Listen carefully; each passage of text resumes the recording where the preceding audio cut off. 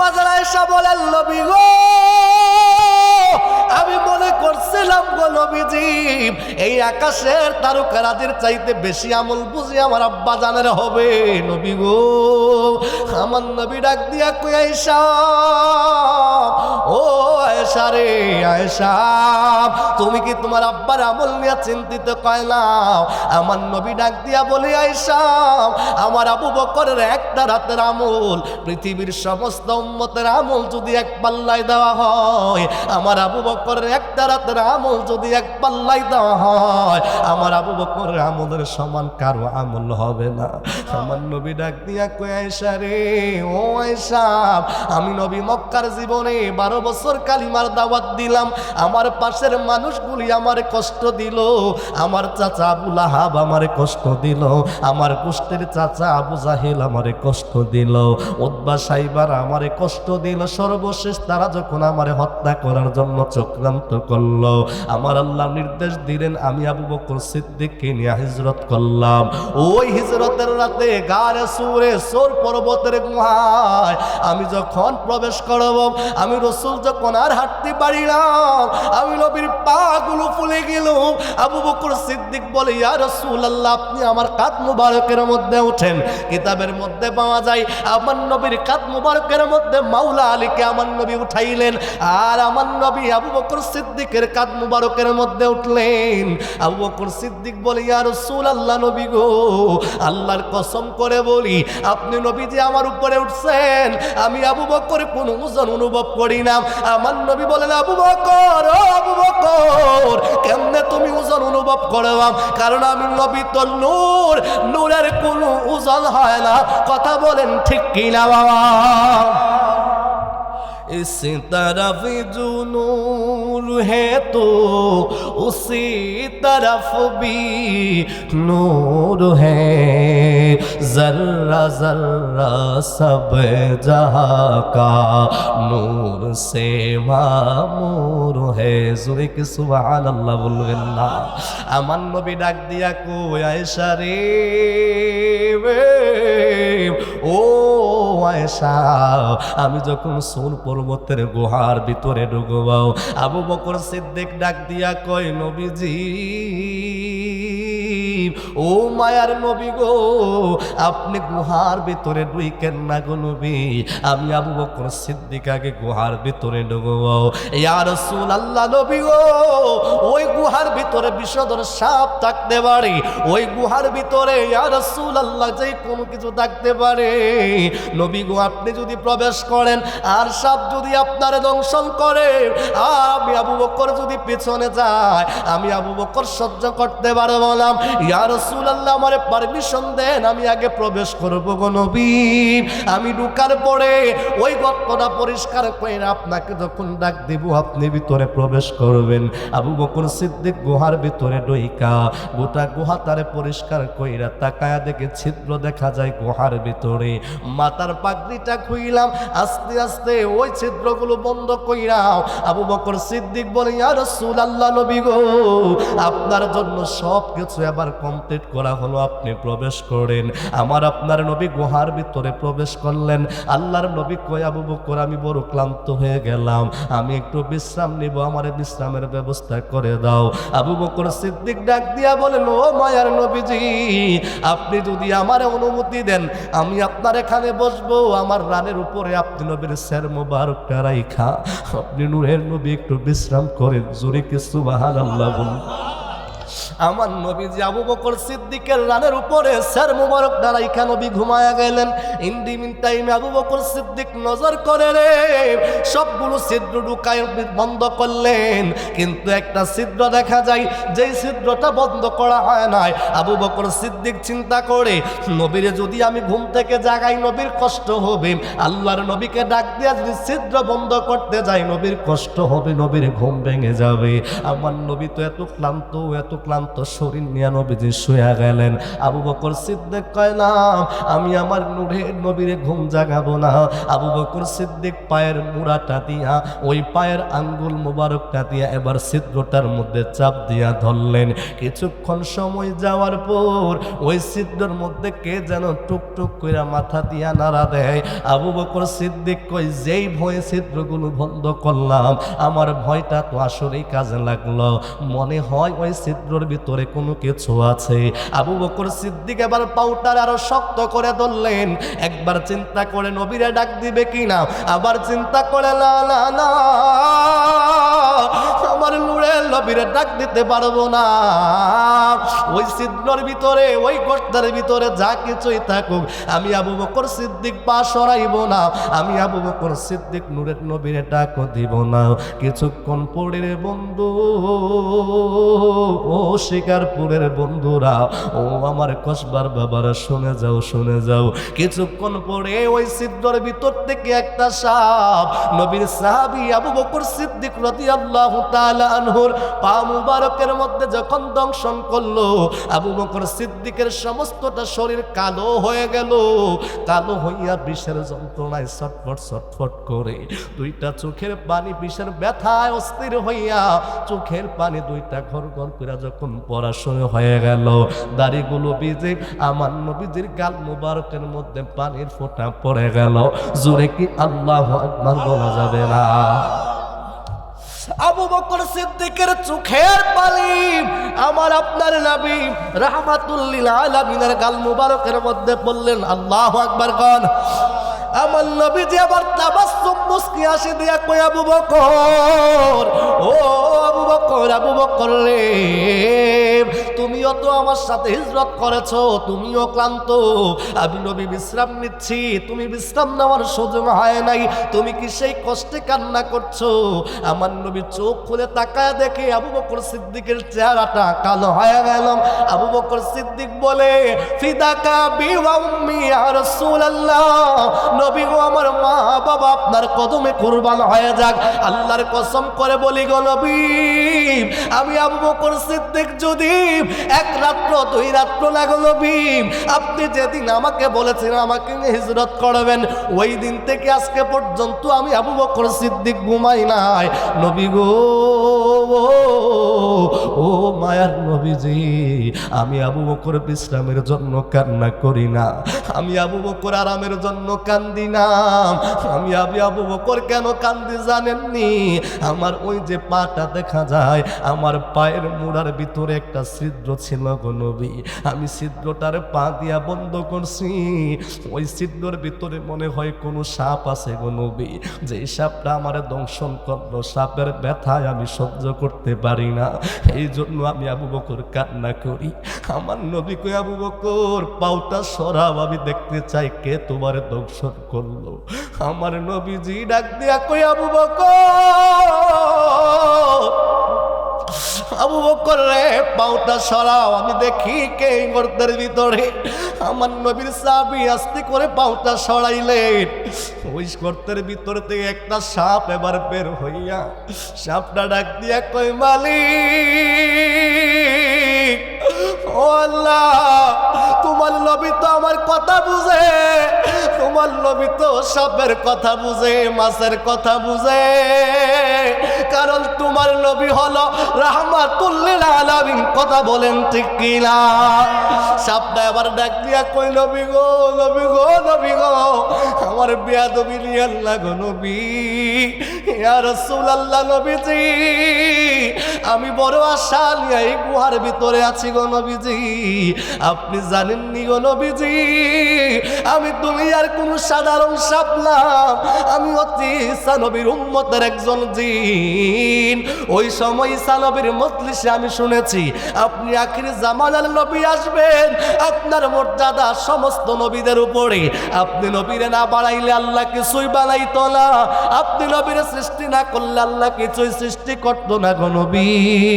আপনি নূরের নবীরে দেখার জন্য আমি ঈসা নবীর কাছে আল্লাহর কাছে প্রার্থনা করলাম, আল্লাহ যেন আমার হায়াত বাড়ায়া দিয়ে আপনি নবীরে দেখার জন্য।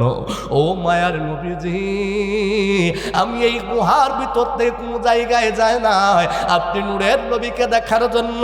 শুধুমাত্র তাই না গো নবী, আমি অনেকগুলো গর্ত করেছি গো নবীজি, যেন কোনো না কোনো গর্ত দিয়ে যেন বের হইয়া আপনার কদম মুবারকে যেন আমি চুমু দিতে পারি, আমি সাপ যেন আপনাকে দেখতে পারি গো নবী। ইয়া রাসূলুল্লাহ, 1000 বছর পর্যন্ত অপেক্ষা করলাম গো নবী আজকের দিনের জন্য। আলহামদুলিল্লাহ ওয়া শুকরিল্লাহ ওয়া সালাতু ওয়া সালামু আলা হাবিবিল্লাহ।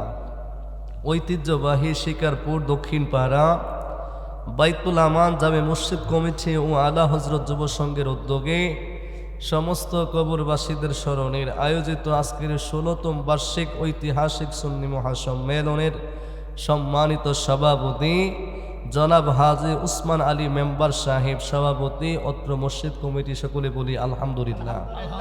আজকের মাহফিলের সহসভাপতি অত্র এলাকার কৃতি সন্তান জনাব হাজী মিজানুর রহমান সাহেব, শিকারপুর দক্ষিণ পাড়া। আজকের মাহফিলের সম্মানিত প্রধান আকর্ষণ বিশিষ্ট ইসলামী চিন্তাবিদ, সারা বাংলার সৃষ্টিকারী বক্তা হযরত মাওলানা আমার অত্যন্ত মহব্বতের মানুষ মুফতি জসিমউদ্দিন মুজাহিদি সাহেব, পীর সাহেব মান্নানিয়া দরগা শরীফ নিমবাড়ি কসবা ব্রাহ্মণবাড়িয়া।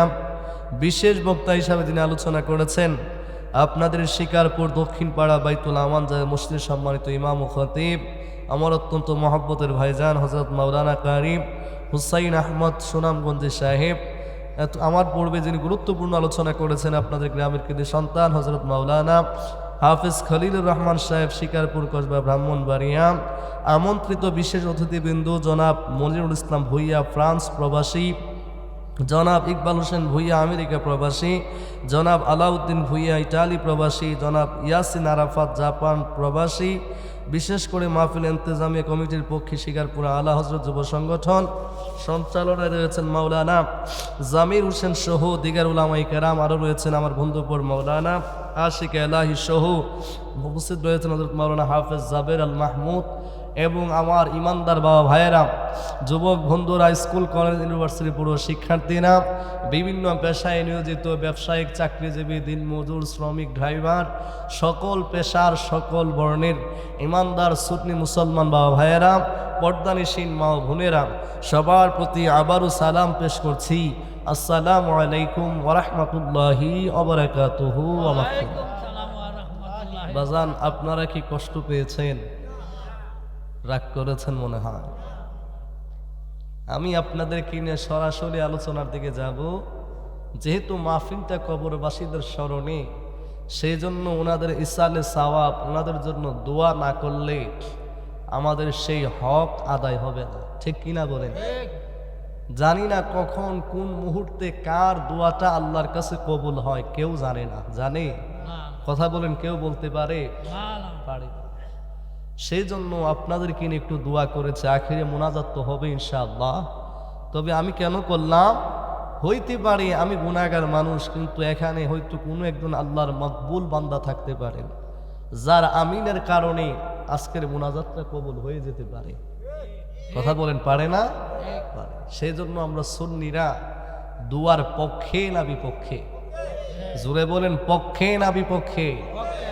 সুন্নিদের আকীদা যেটা, সেটাই সাহাবীদের আকীদা। সাহাবীদের আকীদা যা, সুন্নিদের আকীদা। সুন্নিদের আকীদার সাথে সাহাবায়ে কেরামের আকীদার সম্পর্ক আছে। সুন্নিদের আকীদার সাথে আল্লাহর ওলিদের আকীদার সম্পর্ক আছে। কিন্তু তথাগতিত আহলে হাদিস যারা, তথাগতিত সালাফি যারা, তাদের আকীদার সাথে সলফে সালিহিন আউলিয়ায়ে কামিলিনদের কোনো সম্পর্ক নাই। যদি বলেন হুজুর কেমনে প্রমাণ কি, আমি প্রমাণ দিব। বলেন দেখি, আহলে হাদিসের পরিভাষায় সম্মিলিত মুনাজাত জায়েজ না বেদাত? আহলে হাদিসের ফতোয়া হলো সম্মিলিত মুনাজাত বেদাত। সম্মিলিত মুনাজাত কি? বেদাত। কেউ যদি মানে সম্মিলিত মুনাজাত বেদাত, ক্ষমতার লোভে যদি সম্মিলিত মুনাজাত করে, ডাল মে কুছ কালা হে। কথা কোন ঠিক কি না? যুবক ভাইয়েরা আমার, আপনারা যারা ফেসবুক সোশ্যাল মিডিয়া ব্যবহার করেন, আপনারা জবাব দিবেন। ওই আহলে হাদিস সালাফিদের একেবারে অটু পাবলিক একেবারে পাগলা গারুর যেন মেন্টাল হসপিটালের একটা রোগী পেশেন্ট, যার নাম হলো আমির হামজা। নাম কি? আমি তার সুস্থ মানুষ বলি না, আমি তার পাগল বলি, মেন্টাল। কি বলি তারে? পাগল, মেন্টাল। সে হয়তো পাবনার সেই মেন্টাল হসপিটালে তার একটা সিট বরাদ্দ করা প্রয়োজন। কথা বলেন ঠিক কি না? ওই আমির হামজা মানুষদেরকে বোঝায় নামাজের পরে সম্মিলিত মুনাজাত করা যায় না, এটা বেদাত। সুন্নিদের আমলকে সে বেদাতের ফতোয়া দেয়। অথচ হাদি মারা গেল, উসমান হাদি চিনেননি? কয়েকদিন আগে যে লোকটাকে প্রকাশ্যে দিবালোকে গুলি করে হত্যা করা হলো, শরীফ উসমান বিন হাদি যার নাম, যাকে শহীদ করা হলো, হত্যা করা হলো, তার লাশ ঢাকা রাজধানীর বুকে আমাদের সর্বোচ্চ বাংলাদেশের যেটা সম্মানিত একটা জায়গা, দেশের জন্য, মুসলমানদের জন্য নয়, একটা দেশের সংবিধান অনুযায়ী গুরুত্বপূর্ণ জায়গা সংসদ ভবন এরিয়া। ওই সংসদ ভবনের সামনে যার জানাজা হলো, কিন্তু ওই মেন্টাল পাগলা গারুর সেই পাগলা হসপিটালের, পাগল হসপিটালের, মেন্টাল হসপিটালের পেশেন্ট আমির হামজা গায়েবানা জানাজা করলেন, যেটা হানাফি মাযহাবের মধ্যে নিষেধ। হানাফি মাযহাবের মধ্যে কি নিষেধ? অসুবিধা নাই, তুমি যেহেতু মাযহাব মানো না, তোমার মানহাজ মানো, তুমি হয়তো ফতোয়া নাই মানতে পারো, গায়েবানা জানাজা পড়লা, কিন্তু তুমি জানাজার পরে সম্মিলিত মুনাজাত করলা কেন? কথা বলেন ঠিক কিনা? সুন্নিরা নামাজের পড়লে মুনাজাত করলে বেদাত হয়, কিন্তু ক্ষমতার লোভে, চেয়ারের লোভে, ভোটের লোভে যদি কোনো একজন পাগল ব্যক্তি গায়েবানা জানাজা করলো, আবার সে সবাইরে নিয়ে মুনাজাত করলো, এতে বুঝার কোনো বাকি নাই তুমি দায়ী ইলাল্লাহ নয়, বরং তুমি টাকা লোভী, ক্ষমতা লোভী। কথা বলেন ঠিক কিনা? এই জন্য আমরা সুন্নিরা কোনো ক্ষমতা লোভী নয়, আমরা সুন্নিরা একমাত্র যার লোভ করি তা হলো আমার নবীর প্রেম এবং মহব্বত। কথা বলেন ঠিক কিনা? সুন্নিরা আমার নবীর প্রেমের লোভী। কথা বলেন ঠিক কিনা? সুন্নিরা আমার নবীর মহব্বতের লোভ করে, সুন্নিরা আমার নবীর প্রেমের আশা করে। কথা বলেন ঠিক না ঠিক? কেন করে জানেননি? আমার আলা হযরত ইমাম ইশকে মোহাব্বত আজিমুল বরকত আলা হযরত কি বলে জানেননি? চমৎকার ভাষায় আমার আলা হযরত জানিয়ে দিচ্ছেন, ও দুনিয়ার মানুষ শোনো, আমি কেন আমার দয়ার নবীর শান এতগুলো কাসিদা কেন আমি লিখলাম। আলা হযরত বলে, কেন আমি নবী নবী করি, কেন আমি নবীর পক্ষে গান গাই, শুনে যাও। আর সে হকে হে মসনদে জুরিফাতে রসূলুল্লাহ কি देखनी है हशर में जो इज्जते रसूलुल्लाह की। আলা হযরত বলে, আরো কেন নবী নবী করি, শুনে যাও, শুনে যাও। ও জগতের মানুষ তোমরা শুনে যাও, পৃথিবীর সমস্ত আম্বিয়া আলাইহিস সালামদেরকে আমার আল্লাহ রব্বুল আলামিন সৃষ্টি করলেন, আমার নবীর মর্যাদা, আমার নবীর মর্তবা কেমন শুনে যাও। সুন্নিরা কেন নবী নবী করে, সুন্নিরা কেন নবী নবী বলে, শুনে যাও। আলা হযরত বলে, কোন দে তাহে দে নেকো মুহ চাহিয়ে দেনে ওয়ালা হে সচ্চা হামারা নবী, যিনি দিতে পারেন তিনি হলেন আমাদের নবী। এই জন্য বাবারা, ভাইয়ারা আমার, আল্লামা ডক্টর সৈয়দ মনজুর আহমদ আল রিফাই রহমাতুল্লাহি আলাইহি ওনার কাসিদার মধ্যে চমৎকার ভাবে আমাদেরকে জানিয়ে দিলেন, আল্লাহ দাতা সর্বোপরি নবী কাসেম বন্টনকারী, আল্লাহ দাতা সর্বোপরি নবী কাসেম বন্টনকারী, দয়াল নবীর বন্টনে যেন, দয়াল নবীর বন্টনে যেন অধিক দয়া পাই। চলো নবীজির জান্নাতে মদিনাতে যাই। যাই, চলো নবীজির জান্নাতে মদিনা। নবীজির গোলামের মাওলাজির গোলামের কোনো চিন্তা নাই, চলো নবীজির জান্নাতে মদিনা। মদিনাতে যাইতে চাই কি চায় না? আমার সুন্নি ভাইরা জবাব দিবেন, চাই কি চায় না? ও যুবক ভাইরা আমার বলতেছিলাম, সুন্নিরা দুনিয়ার লোভ করে না, সুন্নিরা টাকার লোভ করে না, সুন্নিরা আল্লাহর ওয়ালিদের পথ অনুসরণ করে, সুন্নিরা আল্লাহর ওলিদের মত অনুসরণ করে।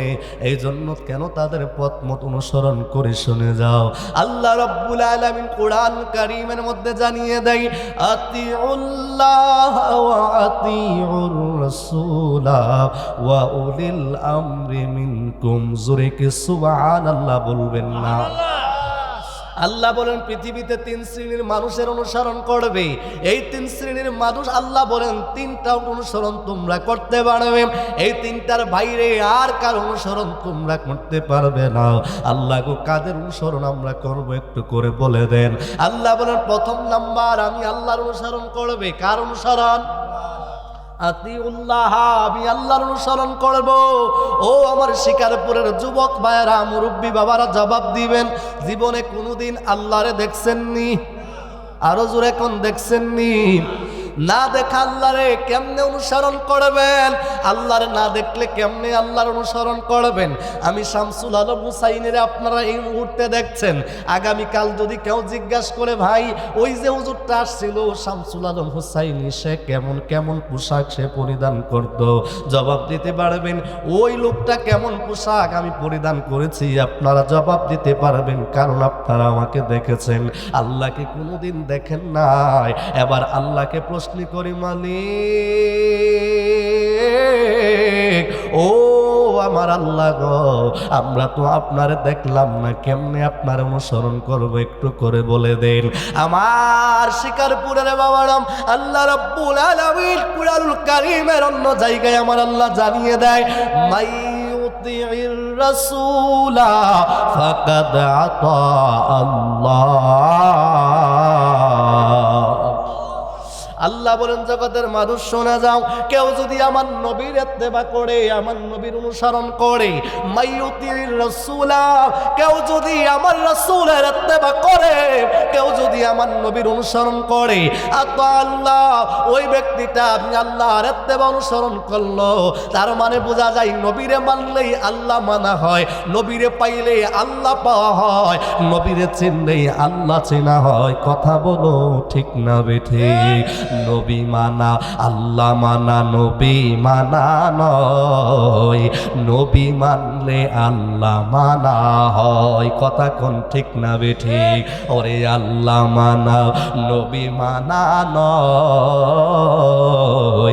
নবী মানলে আল্লাহ মানা হয়। ওয়াহাবি খারিজের দলে তারাও আল্লাহরে মানেনি, কথা কয় না, মানেনি। ওয়াহাবি খারিজের দলে তারাও আল্লাহরে মানে, আমার নূর নবীরে না মানিয়া তারা বেঈমান হয়। কথা বলেন ঠিক না বেঠিক? কাদিয়ানীরা আমার নবীরে খাতামুন নবীন না মানার কারণে কাফের, ঠিক কিনা কন? তাইলে কাদিয়ানীরা যদি আমার নবীরে খাতামুন নবীন না মানার কারণে কাফের হয়, আমি জানতে চাই যে সকল ওয়াহাবীরা আমার নবীর নূর মোবারক মানে না, আমার নবীকে হায়াতুন নবী মানে না, আমার নবীকে রহমাতুল লিল আলামিন যারা মানে না, ও শিকারপুরের বাবারা জবাব দাও, তারা কি ঈমানদার না কাফের? ভাইরা আমার একটু সামনের দিকে যাই।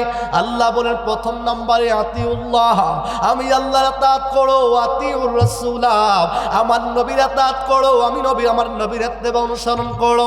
এবার আল্লাহকে যদি ডাক দেয়, আল্লাহ গো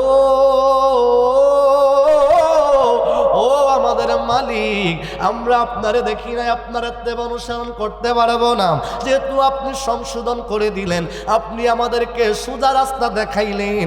মাইয়ুতির রাসূলা ফাকাদ আতা আল্লাহ, আপনার হাবিবের ইত্তেবা করলে আপনার ইত্তেবা হয়ে যাবে। ডাক দিয়া যদি কই আল্লাহ আমরা তো আপনার নবী কামলিওয়ালা নবীরে দেখি নাই, আমরা তো নবীর যুগে আসতে পারি নাই রে আল্লাহ, আমরা তোমার নবীরে দেখি নাই, তাইলে নবীরে কেমনে অনুসরণ করব? কারণ জীবনতে কোনোদিন রসুল দেখতে পারি নাই। কথা বলেন ঠিক কিনা? জন্ম আমার নবীর যুগে হলে কেমন হতো, জন্ম আমার নবীর যুগে হলে কেমন হতো, দুনয়নে রসুলে পাক দেখিলে কেমন হতো, বলেন দুনয়নে রসুলে পাক দেখিলে কেমন হতো, জন্ম আমার নবীর যুগে হলে কেমন হতো, আসতো বেশি হযরতে বেলালের মধুর আযান, সেই আযানে ছিল এমন প্রেম মুগ্ধ রহমান,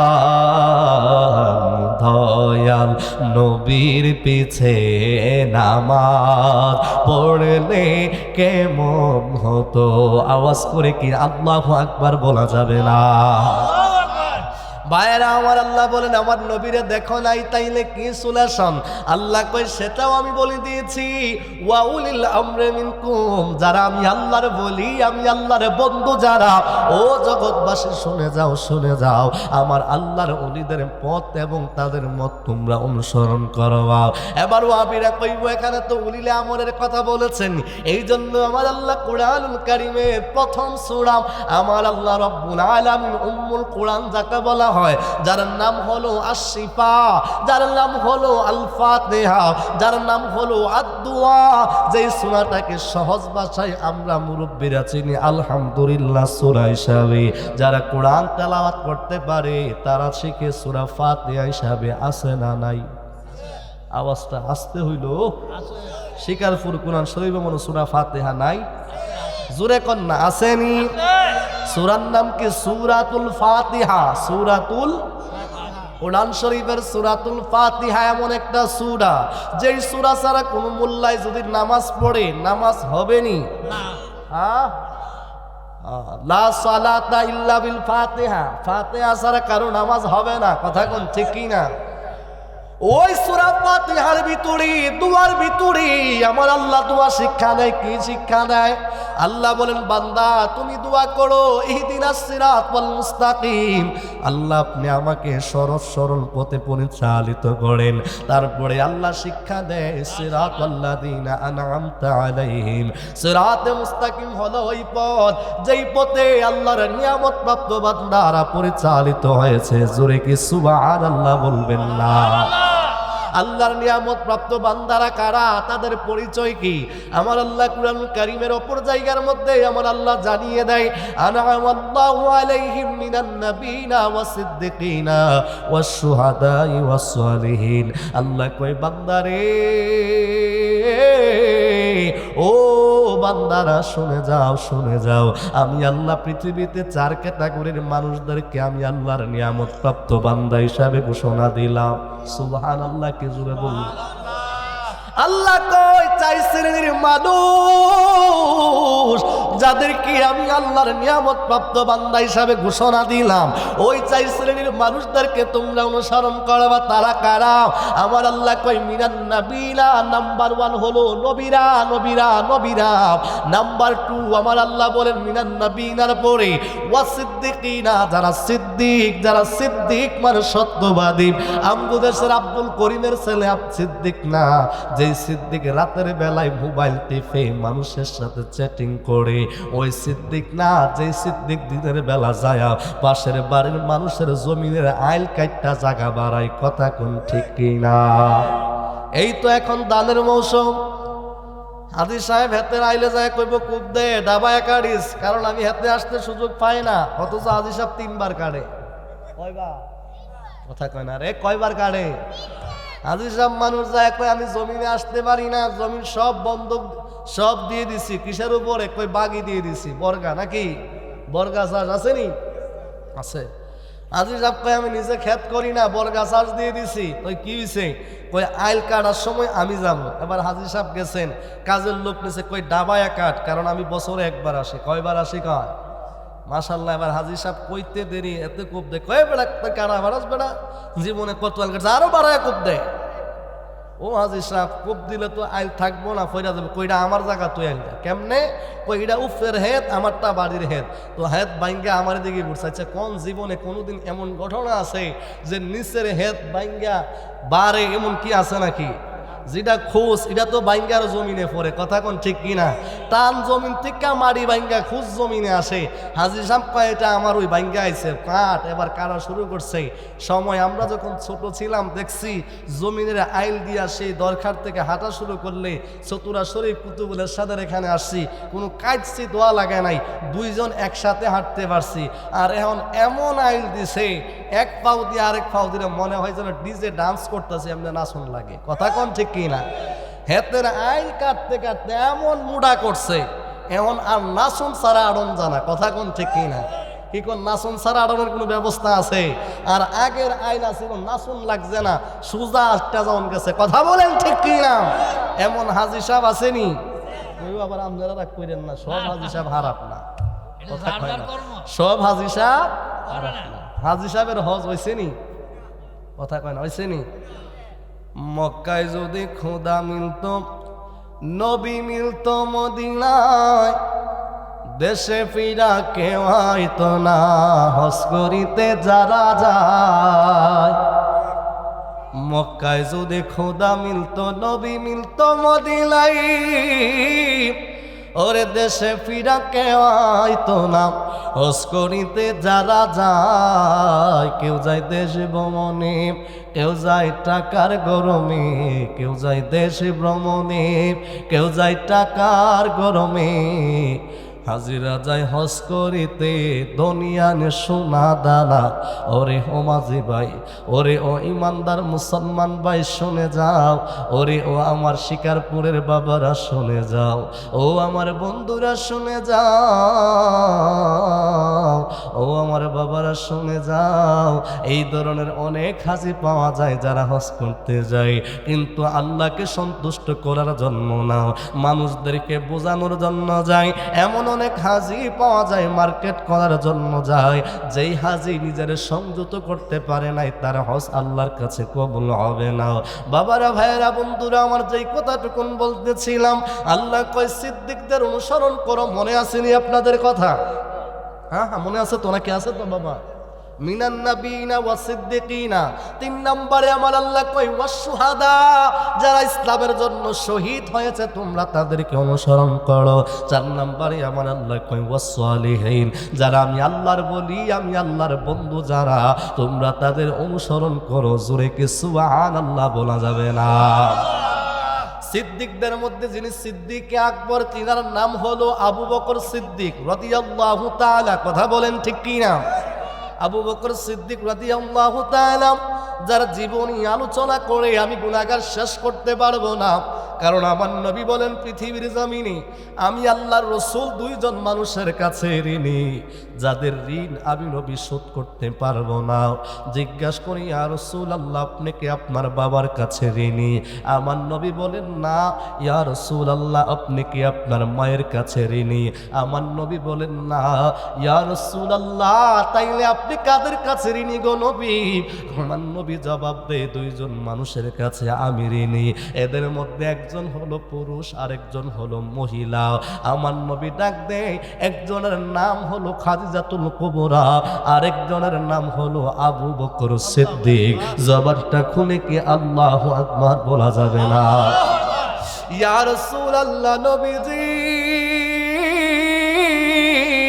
ও মায়া মায়ার নবী, দয়ার নবী গো, আপনি আবু বকর সিদ্দিক এবং মা খাদিজাতুল কুবরার কাছে ঋণী কেন? আমার নবী জবাব দিবে, ও জগতের মানুষ শুনো, আমার আবু বকর আমি নবীর জন্য, ইসলামের জন্য এত পরিমাণ দান করেছে। সর্বশেষ আমি নবী যখন যুদ্ধের জন্য যখন তাদের কাছে আমি নবী যখন সাহায্য চাইলাম, ওই মানুষদের ভিতরে আবু বকর সিদ্দিকের গাঁঠুরিটা আসতে দেরি হয়। আবু বকর সিদ্দিক সবার পরে একটা গাঁঠুরি আইনা আমার সামনে নামাইলো। আমি ডাক দিয়া কই, আবু বকর এত দেরি করলা কেন? আবু বকর সিদ্দিক বলে, ইয়া রাসূলুল্লাহ, আমি সারাটা বাড়ি তন্ন তন্ন করে খুঁজলাম, আল্লাহর নবীর দরবারে আমি কি নিয়ে আসবো গো নবীজি? আমি আনার মতো যা কিছু পাইলাম সব কিছু আমি নিয়ে আসলাম ইয়া রাসূলুল্লাহ। আমার নবী বলেন, আবু বকর, ও আবু বকর, তোমার গাঁঠুরিটা এবার খুলো, আমি নবী দেখতে চাই তুমি কি নিয়ে আসছো রে আবু বকর। আবু বকর সিদ্দিকের গাঁঠুরি খোলা হলো, তাকায়া দেখে গাঁঠুরির ভিতরে কতগুলো ছাই দেখা যায়। নবী আমার ডাক দিয়া কই, আবু বকর, ও আবু বকর গো, এই ছাই দিয়ে আমি কি করব? কেন তুমি নিয়ে আসছো? জোরে কি আল্লাহু আকবার বলা যায় না? আবু বকর সিদ্দিক ডাক দিয়া কই, নবী গো, ও মায়ার নবীজি, ও নূরের নবীজি, এই ছাইগুলি আমি কেন নিয়ে আসছি আপনি জানেন নি গো নবীজি? আমি আবু বকর আপনার জন্য, ইসলামের জন্য ব্যয় করতে করতে, দান করতে করতে আপনি নবী যখন বললেন, আমি আমার বাড়িতে গেলাম, তালাশ করলাম কি দেওয়া যায় যুদ্ধের জন্য। আমি আবু বকরের ঘরে এমন কিছু নাই যা দিয়ে আসবো গো ইয়া রাসূলুল্লাহ, ইয়া হাবিবাল্লাহ নবী গো। আমি আবু বকরের ঘরে এই পাতিলগুলো ছিল আর এই ছাইগুলো ছিল, আমি সবগুলো নিয়ে আসছি ইয়া রাসূলুল্লাহ। যুদ্ধের ময়দানে আমার ভাইরা যখন শত্রুর তরবারির আঘাতে তাদের শরীর যখন কেটে যাবে, এই ছাইগুলো কাটা জায়গায় ধরলে মানুষের রক্ত বন্ধ হয়ে যাবে ইয়া রাসূলুল্লাহ। এই ছাইগুলো যদি উড়াইয়া দেওয়া হয় শত্রুর চোখের মধ্যে পড়ে যাবে নবী গো। আমি আবু বকর দান করতে করতে, আমি দান করার মতো আমার কাছে আর কিছু নাই, আমি সব কিছু আপনার কদমে দান করে দিলাম ইয়া রাসূলুল্লাহ। আমার নবী ডাক দিয়া কই, আবু বকর, ও আবু বকর, ঘরে কি রেখে আসছো আমাকে একটু বলো না রে আবু বকর। আবু বকর সিদ্দিক দুইটা চোখের পানি ফালায়া ফালায়া কান্দে, ডাক দিয়া কই, নবী গো, ও মায়ার নবী গো, আমি আমার ঘরের ভিতরে আল্লাহ এবং তার রাসূল ছাড়া আর কোনো কিছু আমি রাইখা আসি নাই। জুনে জুনে কি আল্লাহু আকবার বলা যাবে না? নবীর শ্রেষ্ঠ, আল্লাহু আকবার।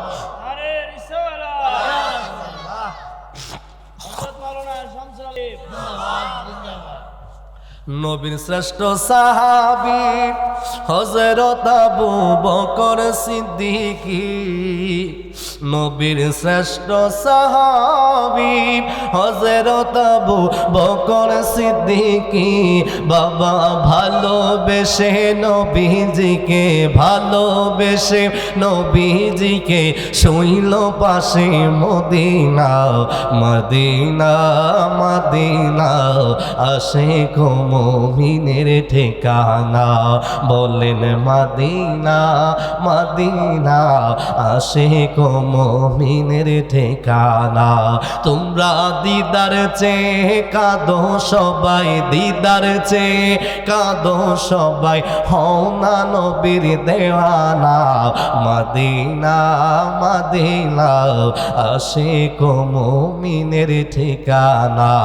বলেন মদিনা মদিনা আশিক মুমিনের ঠিকানা। জালালউদ্দিন সুয়ুতি ৭৫ বার দেখলো নবীজি। বাবা জালালউদ্দিন সুয়ুতি ৭৫ বার দেখলো নবীজি। এতবার দেখিয়াও নবী, এতবার দেখিয়াও নবী, তৃপ্তি পূরণ হইল না। মদিনা মদিনা আশিক মুমিনের ঠিকানা। জোরে কি সুবহানাল্লাহ বলা যাবে না? ভাইরা বন্ধুরা আমার, আব্বুজিরা আমার, আবু বকর সিদ্দিক কেমন একটু করে শুনে যান। যে আবু বকর সিদ্দিক রাদিয়াল্লাহু তাআলা আনহুর ব্যাপারে আমার নবী বলেন, আফদালুন নাস বাদাল আম্বিয়া, আম্বিয়াদের পরে যদি, নবীদের পরে যদি মানুষের মধ্যে কেউ শ্রেষ্ঠ হয় তিনি হচ্ছেন আবু বকর সিদ্দিক, তারপরে সুম্মা ওমর, সুম্মা উসমান, সুম্মা আলী। আমার নবী এইভাবে চারজনকে ডিক্লার দিয়ে দিলেন। কিন্তু বড় আফসোস, বড় কষ্ট হয়, আজকে অনেকগুলো আলেম পড়াশোনা নাই, এলম কালাম নাই, তারা বলে আবু বকর সিদ্দিকের শান আজমত বলা যায় না। শিয়াবাদের ট্যাবলেট গ্রহণ কইরাম, অনেক শিয়াবাদের মদত পুষ্ট হইয়া নতুন নতুন দরবার সাজাইয়া আবু বকর সিদ্দিককে গালি দেয়, হযরত ওমর ফারুক আজমকে গালি দেয়, আম্মা জান আয়েশা সিদ্দিকাকে গালি দেয়, নবীর সাহাবী হযরত আমির মুয়াবিয়া রাদিয়াল্লাহু তাআলাকে গালি দেয়। বোঝা যায় তারা নবীর উম্মত না। কথা বলেন ঠিক কিনা বাবা? আবু বকর সিদ্দিকের ব্যাপারে আম্মা জান আয়েশা সিদ্দিকা রাদিয়াল্লাহু তাআলা আনহা একদিন আমার নবী রাহমাতুল লিল আলামিনের খেদমতে আরজ করে, ইয়া রাসূলুল্লাহ, ও মায়ার নবীজি, নবীজি গো, আপনার উম্মতের মধ্যে সবচাইতে বেশি আমল কার? পূর্ণিমার রাতে আমার নবীজি আম্মা জান আয়েশা সিদ্দিকাকে নিয়ে পূর্ণিমার তারকাগুলো দেখে। এই আমার যুবক ভাইয়েরা, একটা কথা শুনে যাও, আমি জানি না কথাটা কেমন ভাবে তোমরা নিবাও। আমার নবীর সুন্নতের ভিতরে একটা সুন্নত হলো পূর্ণিমার রাতে নিজের স্ত্রীকে নিয়ে আকাশের তারকাগুলা দেখা, এটা আমার নবীর সুন্নাত। আল্লাহর নবী রাহমাতুল লিল আলামিন আম্মা জান আয়েশা সিদ্দিকা রাদিয়াল্লাহু তাআলা আনহাকে নিয়ে নবীজি আমার পূর্ণিমার রাতে আকাশের তারকা দেখি। ইন দি মিন টাইমে আম্মা জান আয়েশা সিদ্দিকা বলি, ইয়া রাসূলুল্লাহ, নবীজি, ও মায়ার নবী, দয়ার নবীজি গো আমার, আল্লাহ রাব্বুল আলামিন অগণিত অসংখ্য আকাশের তারকার যে সৃষ্টি করেছেন, হুজুর আমি জানতে চাই ওই আকাশের তারকার চাইতে বেশি আমলওয়ালা আপনার উম্মতের মধ্যে আছে কিনা? আমার নবী বলেন, হ্যাঁ আছে। জোরে কি সুবহানাল্লাহ বলেন? আম্মা জান বলি, ইয়া রাসূলুল্লাহ, নবী গো, ও মায়ার নবী, আকাশের তারকার চাইতে বেশি আমল কার গো নবীজি? আমার নবী বলেন, আকাশের তারকারাজের চাইতে আরো অধিক বেশি আমল যার, তিনি হলেন আমার সাহাবী হযরতে ওমর ফারুক আজম রাদিয়াল্লাহু তাআলা। আম্মা জানের চেহারাটা মলিন হয়ে গেল। আমার নবী ডাক দিয়ে, আয়েশা, তোমার চেহারাটা কেন মলিন হয়ে গেল? আমার নবী ডাক দিয়া কই, আয়েশা রে, ও আয়েশা, চেহারাটা কেন মলিন রে আয়েশা? মা আয়েশা ডাক দিয়া কই, ইয়া রাসূলুল্লাহ, নবী গো, আমি মনে করেছিলাম আপনি বুঝি আমার আব্বা জান আবু বকর সিদ্দিকের কথা বলবেন। আমি ভাবছিলাম আমার বাবার আমল বুঝি বেশি হবে, কিন্তু আমি দেখলাম না না না, হযরতে ওমরের আমল বেশি। ও বন্ধু, আমল কার কম কার বেশি জানার কথা আল্লাহর, আমার নবী কেমনে জানলো? তাইলে বোঝা যায় সাহাবীদের আকীদা, আমার নবীও আমলের কথা জানে। ঠিক নি? ঠিক নি? ও মৌলবী, তুমি ফতোয়া দাও নবী গায়েব জানলে কথা মানা যাবে না। কিন্তু আম্মা জান আয়েশা সিদ্দিকা রাদিয়াল্লাহু তাআলা আনহা, যিনি হাফিজুল হাদিস, যিনি একজন উচ্চতর স্তবকার একজন রাবী, শুধুমাত্র তাই না, যিনি তৎকালীন জামানার গ্র্যান্ড মুফতি ছিলেন আয়েশা সিদ্দিকা, যিনি হচ্ছেন উম্মাহাতুল মুমিনিন, যিনি মুমিনদের মা। আম্মা জান আয়েশা প্রশ্ন করে, ইয়া রাসূলুল্লাহ, আকাশের তারকারাজির চাইতে আমল বেশি কার? তার মানে বোঝা গেল সাহাবীদের আকীদা, আমার নবী আমল জানে। কথা কোন ঠিক নেই? ও মিয়া, শুনে যাও, দলিল শুনে যাও, দলিল নিয়ে যাও। এই কথা আম্মা জান আয়েশা সিদ্দিকা কেন বলছে জানেন রে বাবা? আমার আল্লাহ কুরআনুল কারীমের মধ্যে জানিয়ে দেয়, ফাসালাল্লাহু আবাদাকুম ওয়া রাসূলিহি ওয়ালিল মুমিনুন। আল্লাহ কই, বান্দা তোরা কি আমল করস আমি আল্লাহ রব্বুল আলামিন দেখি। শুধু আমি আল্লাহ দেখি তাই না, আমার দয়াল নবীও তোদের আমলগুলা দেখে। আমার নবী দেখে, শুধু তাই না, আমার আল্লাহ কই ওয়ালিল মুমিনুন, যাদেরকে আমি আল্লাহ কাশফ খুলে দিই দিয়েছে, যাদেরকে দুইটা চোখ জাহিরে চোখ বন্ধ করলে যারা অন্তরের চোখ দিয়ে যারা দেখতে পারে, ওই সকল আল্লাহর ওলিরা ও বান্দার আমল দেখে সুবহানাল্লাহ। আরো জোরে বলেন ইয়া রাসূলুল্লাহ। আম্মা যারা আয়েশা বলেন নবী গো, আমি মনে করছিলাম গো নবীজি, এই আকাশের তারকারাজির চাইতে বেশি আমল বুঝি আমার আব্বা জানের হবে। নবী গো, আমার নবী ডাক দিয়া কই আয়েশা, ও আয়েশা রে আয়েশা, তুমি কি তোমার আব্বার আমল নিয়ে চিন্তিত? কয় না।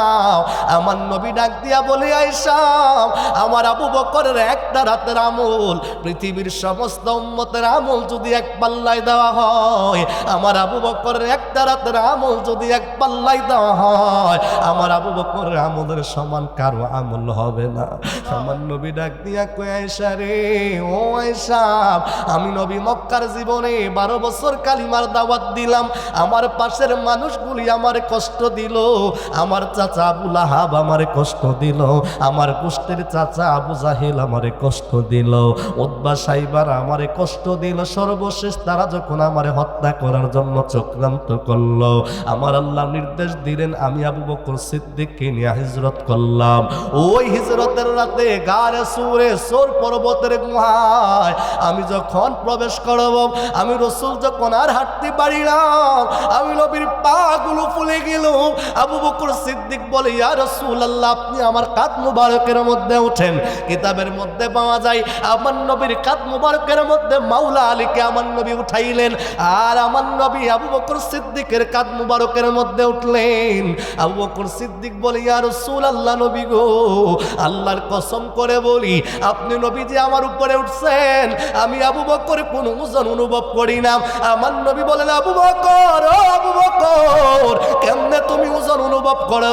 কারণ আমি নবী তো নূর, নূরের কোনো ওজন হয় না। কথা বলেন ঠিক কিনা বাবা?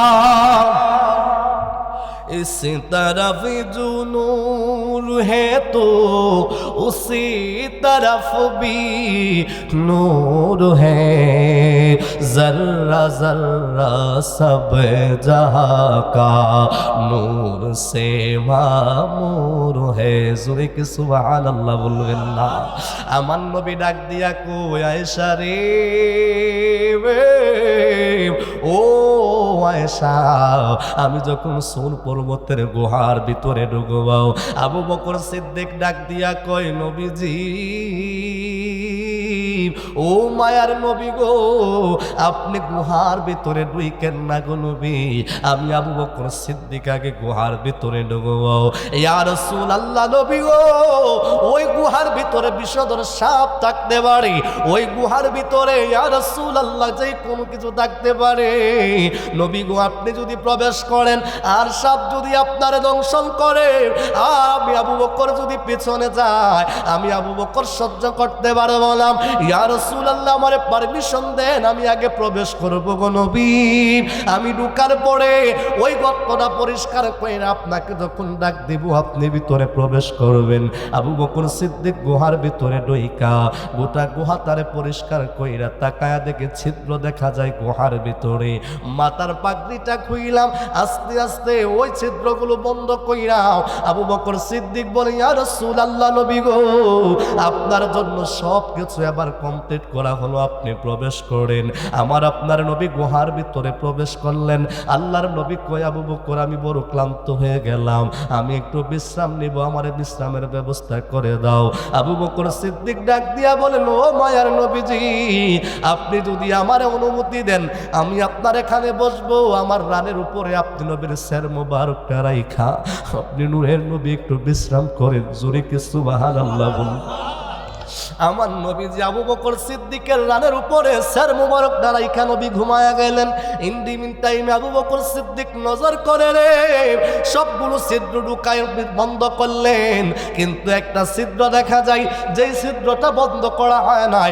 আবু বকর সিদ্দিক চিন্তা করে, নবীরে যদি আমি ঘুম থেকে জাগাই নবীর কষ্ট হবে, আল্লাহর নবীকে ডাক দিয়া যদি ছিদ্র বন্ধ করতে যাই নবীর কষ্ট হবে, নবীর ঘুম ভেঙে যাবে। আমার নবী তো এত ক্লান্ত, এত ক্লান্ত শরীর নিয়ে নবীজি শুয়ে গেলেন। আবু বকর সিদ্দিক কয় না, আমি আমার নূরের নবীরে ঘুম জাগাবো না। আবু বকর সিদ্দিক পায়ের মুড়াটা দিয়া, ওই পায়ের আঙ্গুল মোবারকটা দিয়া এবার ছিদ্রটার মধ্যে চাপ দিয়া ধরলেন। কিছুক্ষণ সময় যাওয়ার পর ওই ছিদ্রের মধ্যে কে যেন টুকটুক করে মাথা দিয়া নাড়া দেয়। আবু বকর সিদ্দিক কই, যেই ভয়ে ছিদ্রগুলো বন্ধ করলাম, আমার ভয়টা তো আসলেই কাজে লাগলো। মনে হয় ওই ছিদ্রের ভিতরে কোনো কিছু আছে। আবু বকর সিদ্দিক এবার পাউটার আরো শক্ত করে ধরলেন। একবার চিন্তা করে নবীরে ডাক দিবে কিনা, আবার চিন্তা করে না না না, আমার নূরের নবীরে ডাক দিতে পারবো না। ওই ছিদ্রের ভিতরে, ওই গর্তের ভিতরে যা কিছুই থাকুক, আমি আবু বকর সিদ্দিক পা সরাইব না। আমি আবু বকর সিদ্দিক নূরের নবীরে ডাকও দিব না। কিছুক্ষণ পরে রে বন্ধু, ও শিকারপুরের বন্ধুরা, ও আমার কসবার বাবারা, শুনে যাও শুনে যাও। কিছুক্ষণ পরে ওই ছিদ্রের ভিতর থেকে একটা সাপ নবীর সাহাবী আবু বকর সিদ্দিক রাদিয়াল্লাহু তাআলা আনহুর পা মুবারকের মধ্যে যখন দংশন করলো, আবু বকর সিদ্দিকের সমস্তটা শরীর কালো হয়ে গেল।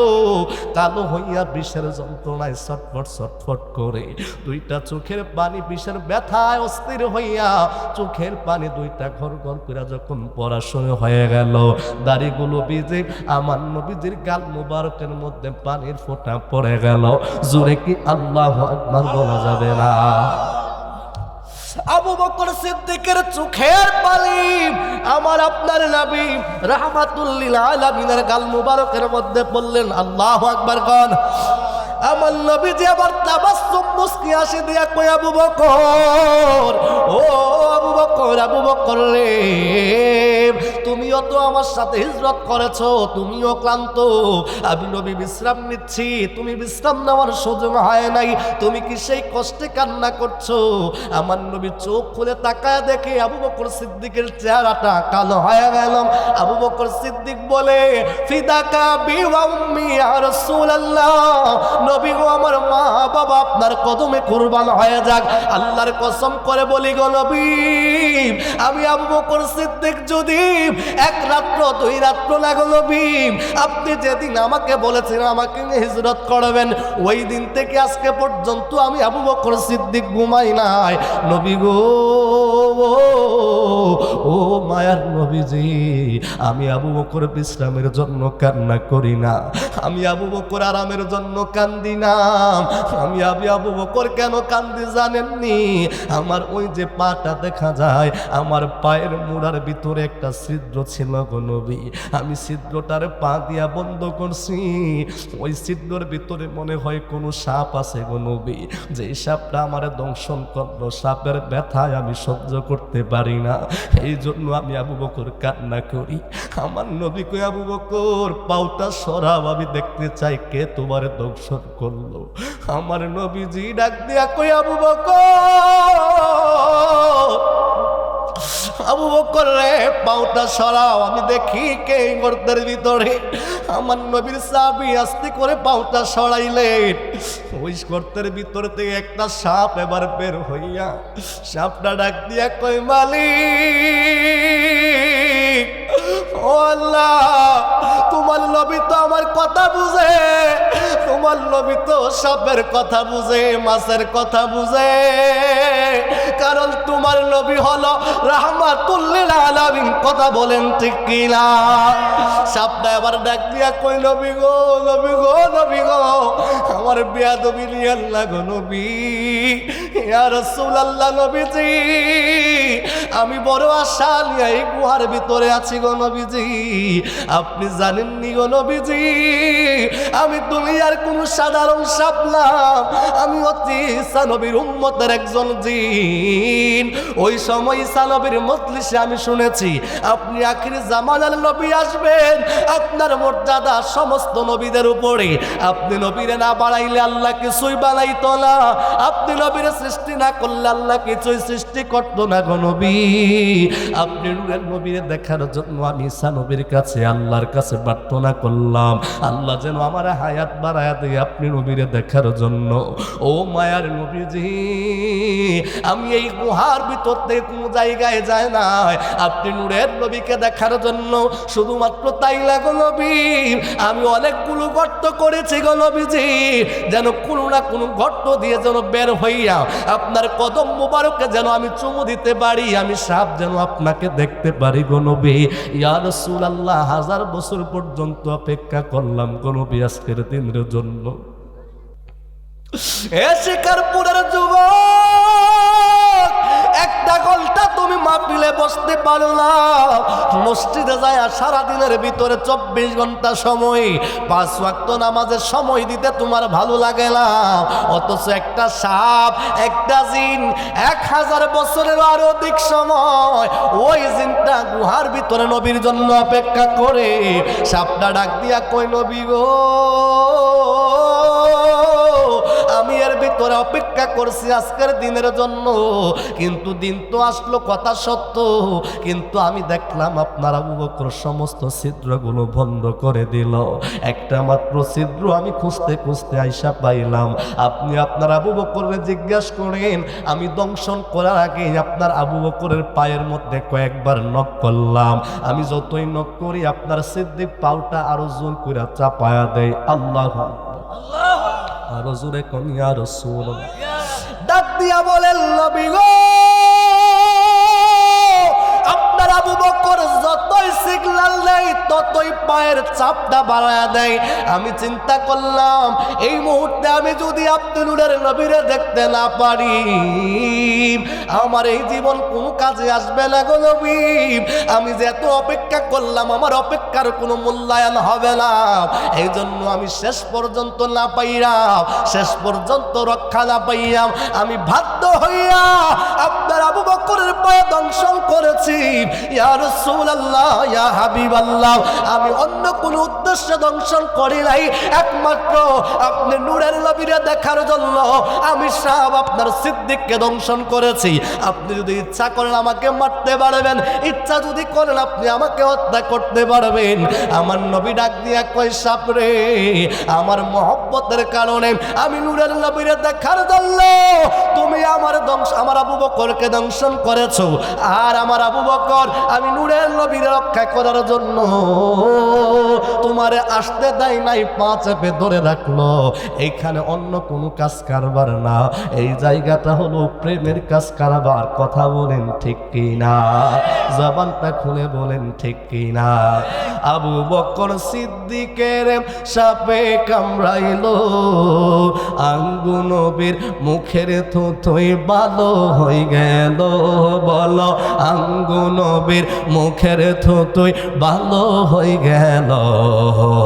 এরকম গা দয়ালে নবী, এরকম গা দয়ালে নবী খুঁজা পাইবানি, বিজ্ঞানীদের বিজ্ঞানী আঙ্গু নবীজি, বিজ্ঞানীদের বিজ্ঞানী আঙ্গু নবীজি। আপনারা জানেন কোন হুজুর অত করলেও ঠিক আছে, অন কোন কথায় খাওয়া বুঝেন তো নাকি? আঙ্গু নবীজি চট্টগ্রামের ভাষায় আমরা বলি আমাদের বা আমাগো, এরা কই কি আঙ্গু, ও আঙ্গু বা আইন যায় নাকি? হ্যাঁ, ও ভালো আছেন না?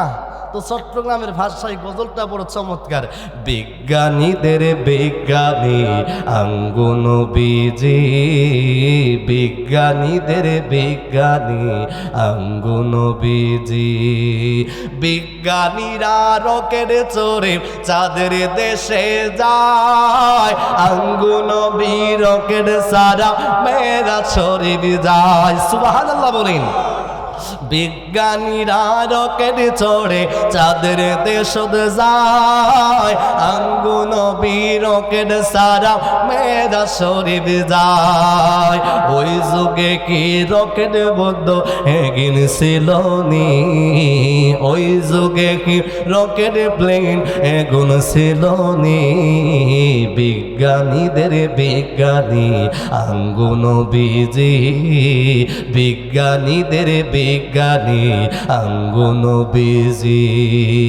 এরকম উগা দয়ালে নবী, এরকম উগা দয়ালে নবী টোকাই হাইবানি বিজ্ঞানীদের বিজ্ঞানী আঙ্গু নবীজি।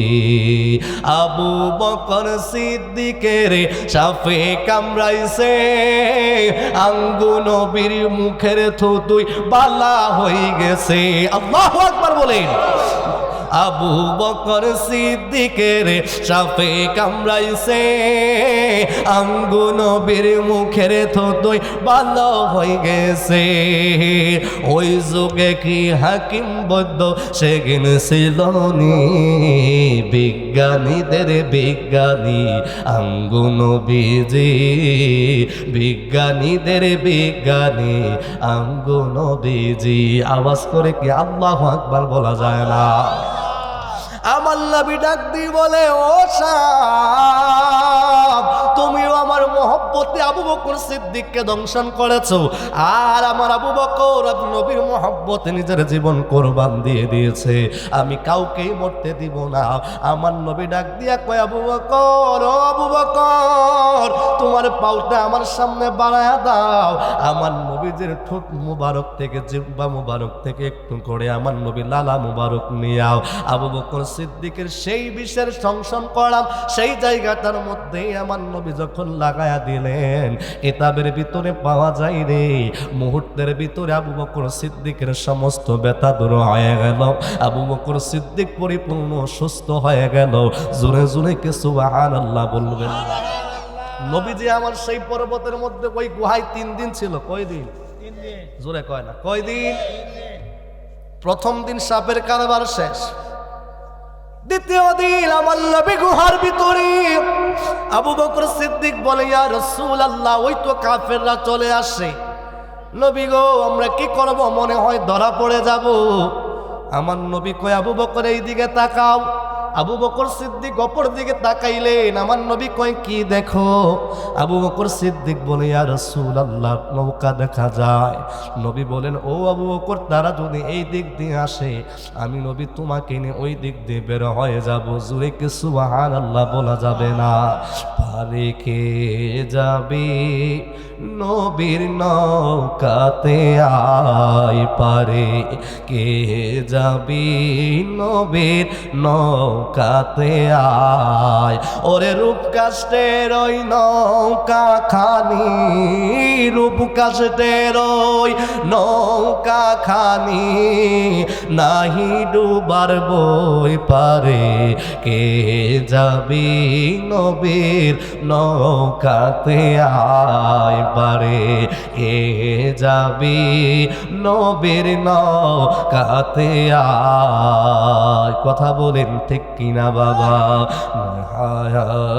মাঝি যারা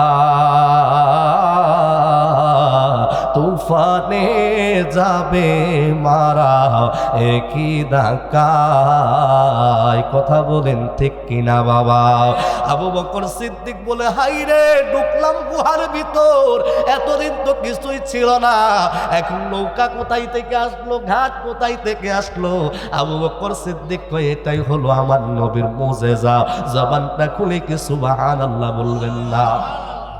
আবু বকর সিদ্দিক বলে, ইয়া রাসূলুল্লাহ, তারা গেটে চলে আসছে, আমরা কি বের হব? আমার নবী করে, একটু সবর করো। কে আসছে? কাফেরদের মধ্যে বড় একজন পালোয়ান, যার নাম হলো সুরাকা বিন মালিক। নাম কি? জোরে কয় না, নাম কি? সুরাকা বিন মালিক।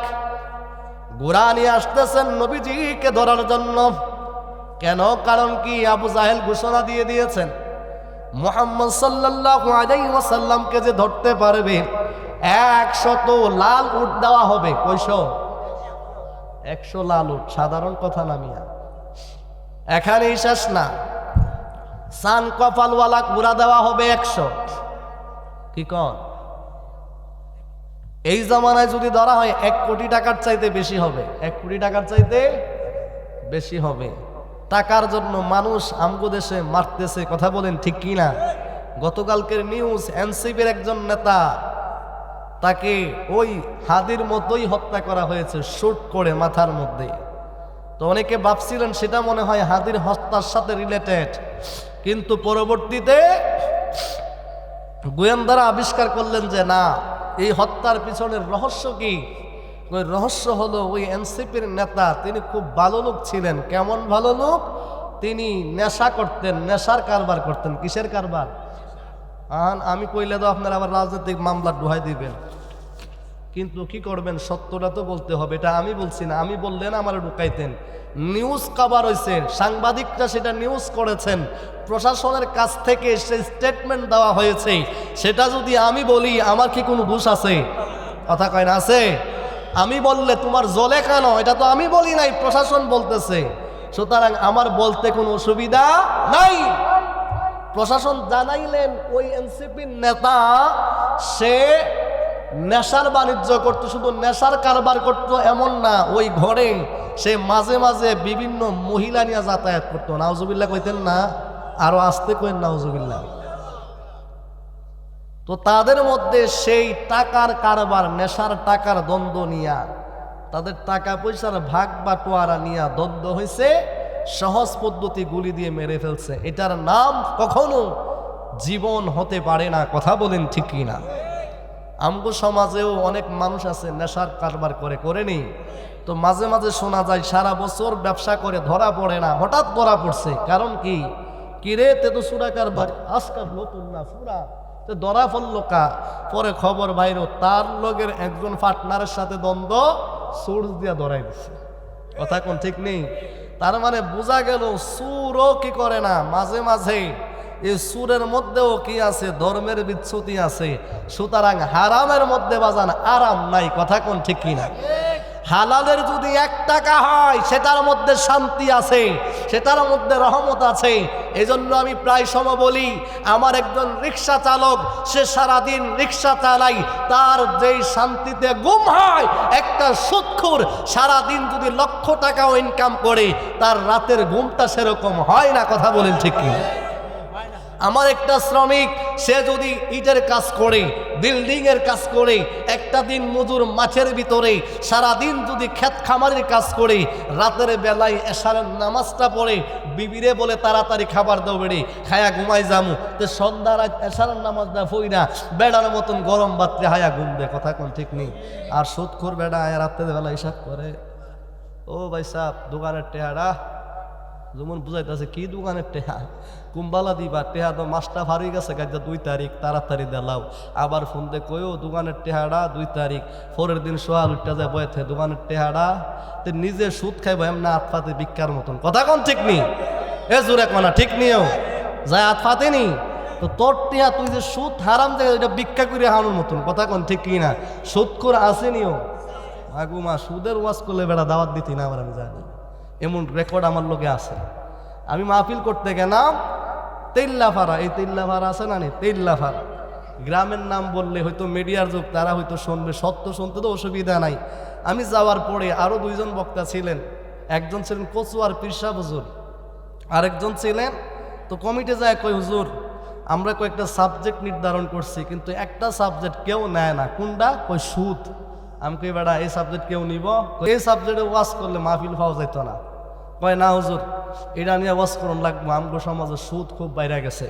আমি কই কন্ডিশন 2টা। কয় কি কন্ডিশন? নাম্বার 1 আমার সময় কদ্দুর দিবা, এটা কয়ালো সময় কদ্দুর দিবা কয়ালো।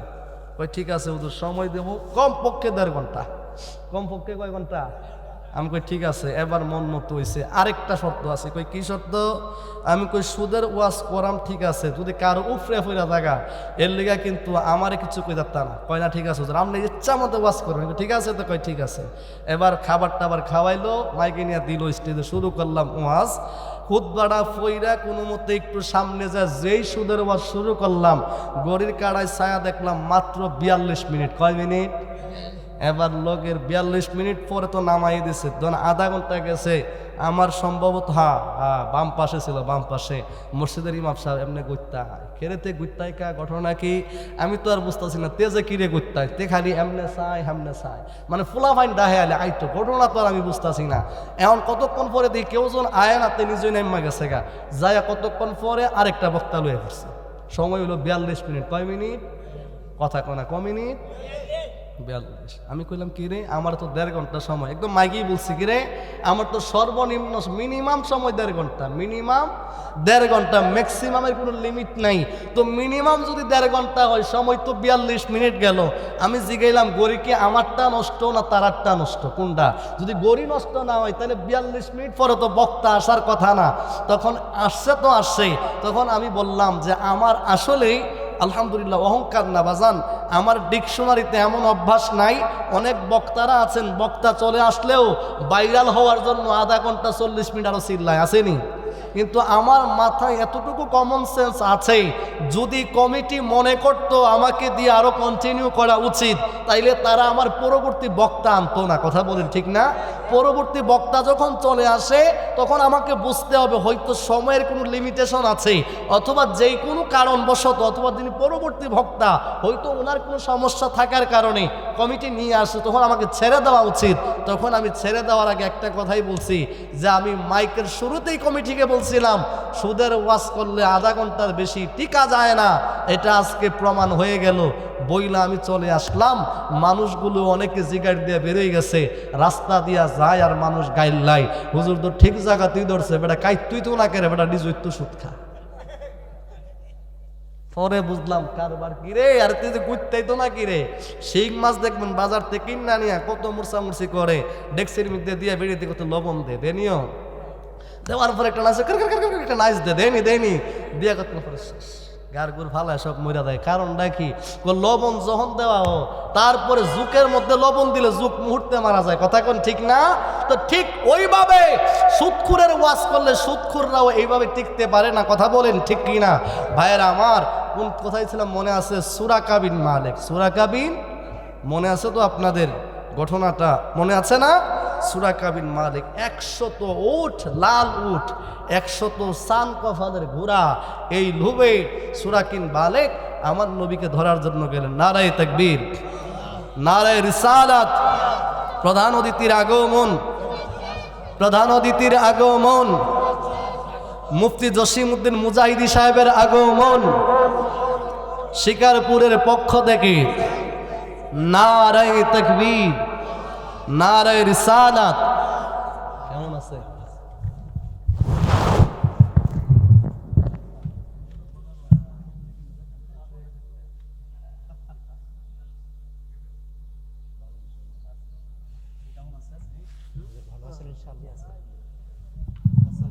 বাজান আমরা খুশি না বেজার? জোরে কন্যা বাজান, খুশি না বেজার? আমাদের আজকে যিনি প্রধান অতিথি আল্লামা মুফতি জসিমউদ্দিন মুজাহিদি পীর সাহেব চলে এসেছেন, সবাই বলি আলহামদুলিল্লাহ।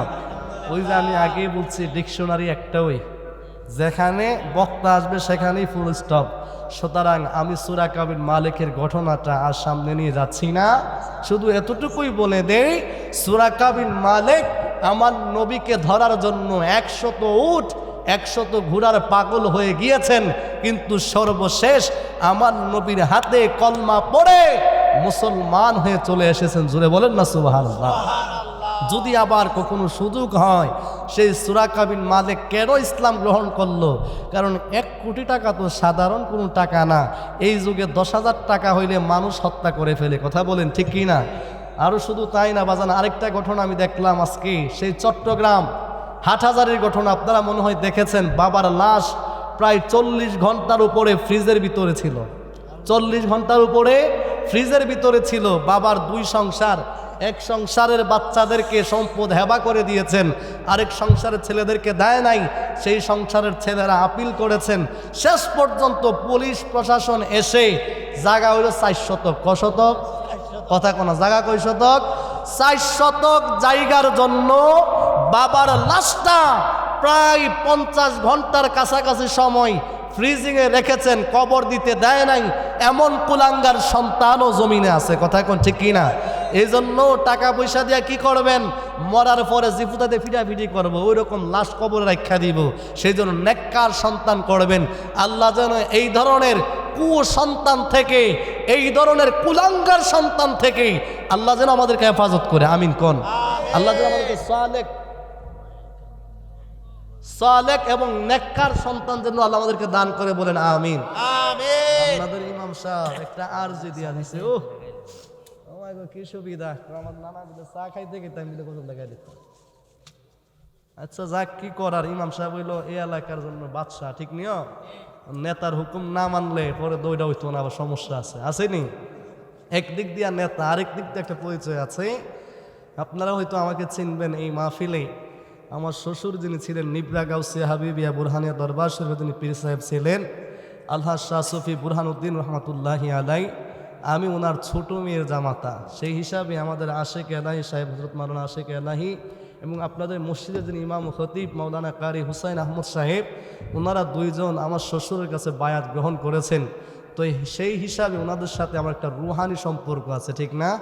আমার শ্বশুর আপনাদের এই মাহফিলে এসেছেন, উনি এখানে মুনাজাত করেছেন, আমি যতটুকু জানি সেই ভিডিওটা এখনও আছে। তো যেহেতু আমার ভাই একটা আবদার করেছেন একটা গজলের জন্য, আমি সেটা বলেই ছেড়ে দিচ্ছি, আপনারা একটু ধৈর্য ধারণ করে শুনবেন। মায়ের কান্দন যাবতি জীব, 2-4-5 মাস বুনের কান্দন রে, গোটা পরিবারের কান্দন কয়েক দিন পরে থাকে না। দুঃখের দরদি আমার জনম দুঃখী মা মাগো, দুঃখের দরদি আমার জনম দুঃখী মা। 10 মাসে 10 দিন মায়ে গর্বে দিল ঠাই, রক্ত মাংস খাইয়া মায়ের ববে আইলাম ভাই। মায়ের প্রসবের কালে বুক ফাইটা যায় নয়ন জলে রে, আমার সন্তানের লইয়া কুলে ভুলে প্রসব যন্ত্রণা। দুঃখের দরদে আমার জনম দুঃখী মা মাগো, গর্ভধারণী মা জনম দুঃখিনী মা। দুঃখের দরদে আমার জনম দুঃখী মা। সন্তান যদি কুপুত্র হয় মায়ে নাহি ফেলে, 1000 দোষ ডাকিয়া মাহে তবু তারে পালে। অসুখ হইলে চাইয়া দেখি আমার মায়ের হইছে বিছানায় বইয়া রে, বলে আমায় আল্লাহ যাও গলয়া সন্তানের নিও না। দুঃখের দরদে আমার জনম দুঃখী মা মাগো, গর্ভধারণী মা জনম দুঃখিনী মা। দুঃখের দরদে আমার জনম দুঃখী মা। মায়ের কান্দন যাবদ জীব,